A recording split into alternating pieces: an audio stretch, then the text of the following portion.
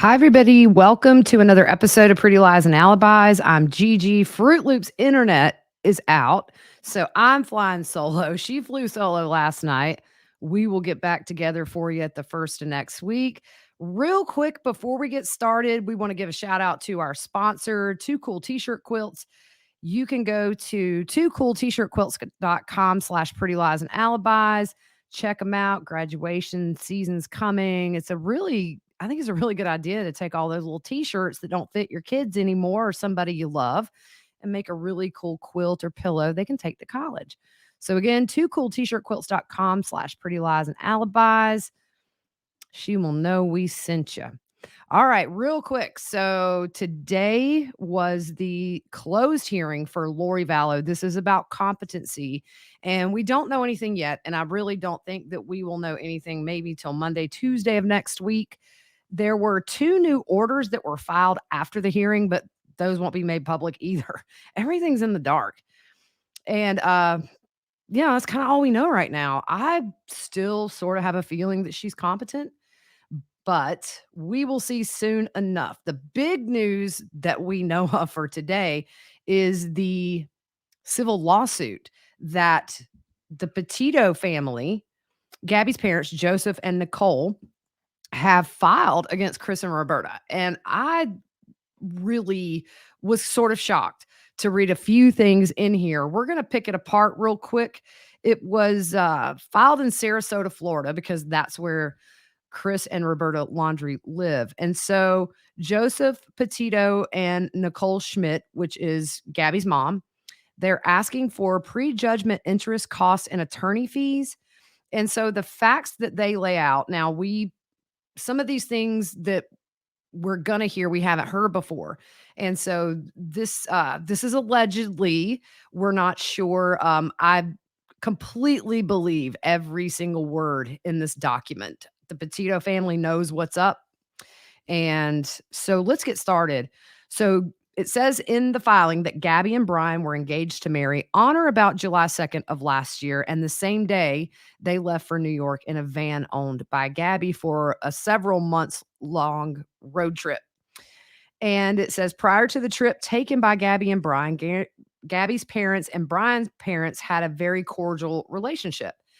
And Gabby had hoped, as we know, to become a travel influencer or a van lifer, as they call them, and document her cross country travels on social media sites such as YouTube, Instagram, and TikTok. And she had started those. There wasn't much on there, but I always thought it was a little sad that she reached 1 million viewers and didn't get to see it. That's a hard thing to do when you're a travel blogger, and she did it. So during the trip, it says that Gabby called her parents and siblings almost daily. And the last communication that her father had with her was on August 21st. And her mother, Nicole, last heard from her on August 27th. It is believed Gabby was murdered on August 27th, and her cause of death was blunt force trauma to the head and neck with manual strangulation. And that is new. Fruit Loop had heard that before. I had not. I had no clue that it was anything other than the manual strangulation. She was 22 at the time of her death. And after he murdered Gabby, he sent texts back and forth between his cell phone and Gabby's cell phone in an effort to hide the fact that she was deceased. And we saw that with Chandler Halverson in that trial. He was texting his mom's phone and then getting her phone and texting himself back to try to show proof of life. And they can tell where those are sent from. So that's how you get busted on that. On August 27th, Brian sent a text to Nicole Schmidt in which he referred to Gabby's grandfather, Stan, by name. Gabby never called him by his name. And I don't know about that text, to be honest. Stan is an acronym for send the authorities now. That is a sign of help to somebody in distress. I guess we may never know. It's ironic his name was Stan. I'm not sure why Brian would text about the grandfather. So on or about August 28th, Brian advised his parents, Chris and Roberta, that he murdered Gabby. So on the same date, Chris and Roberta, get this, spoke to attorney Stephen Bertolino and sent him a retainer on September 2nd. If you remember, so Brian told his parents several days before he came back to Florida. He came back into Florida on the 1st. So you can sort of picture it. They have a little family powwow and then send Bertolino that retainer money. But on August 30th, Brian sent a text from Gabby's cell to Nicole Schmidt stating that there was no service in Yosemite in an effort to deceive Nicole into believing Gabby was still alive. On September 1st, Brian returned to the home of his parents, driving Gabby's van. After his return home, there was no contact between Joseph Petito and Nicole Schmidt to or from Chris and Roberta.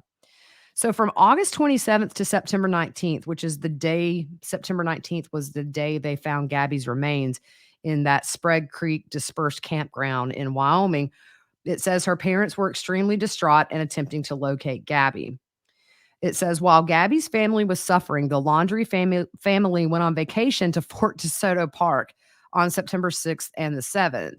And they do a really good job in this filing, I think, of showing how, in some ways, like with this, life went on for them. It's at this point they should have been aware that they knew she was dead, but I mean, they're going on vacation. It just blows my mind. In an effort to avoid any contact with Nicole Schmidt on or about September 10th, this is so low. Roberta Laundrie blocked Nicole on her cell phone, preventing calls and texts, and also blocked her on Facebook.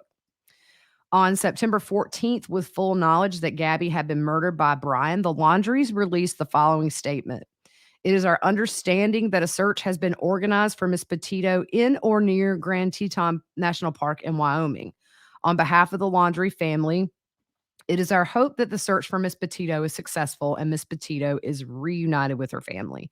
And now that we know that, we always thought they knew. I wasn't shocked today. I'm more shocked that they haven't been charged. I don't know how that goes. I don't know why they haven't been charged. They should be charged. On September 16th, attorney Richard Stafford, on behalf of Gabby's family, issued a letter to Chris and Roberta Laundrie. And it says, we are writing this letter to ask you to find our beautiful daughter. We understand you are going through a difficult time and your instinct to protect your son is strong. We ask you put yourselves in our shoes. We haven't been able to sleep or eat and our lives are falling apart. We believe you know the location of where Brian left Gabby. We beg you to tell us. As a parent, how could you let us go through this pain and not help us? As a parent, how could you put Gabby's younger brothers and sisters through this? Gabby lived with you for over a year. She was going to be your daughter-in-law. How can you keep her location hidden? You were both at Jim and Nicole's house. You were both so happy that Brian and Gabby got engaged and were planning to spend their lives together. Please, if you or your family have any decency left, please tell us where Gabby is located. Tell us if we are even looking in the right place. All we want is Gabby to come home. Please help us make that happen. And man, it's I don't know how these people lay their head down at night. I mean, I know your instinct is to protect your son, but they were told before he even got back to Florida. So they knew he had murdered her and they let him in his home and assisted him in leaving. It's allegedly.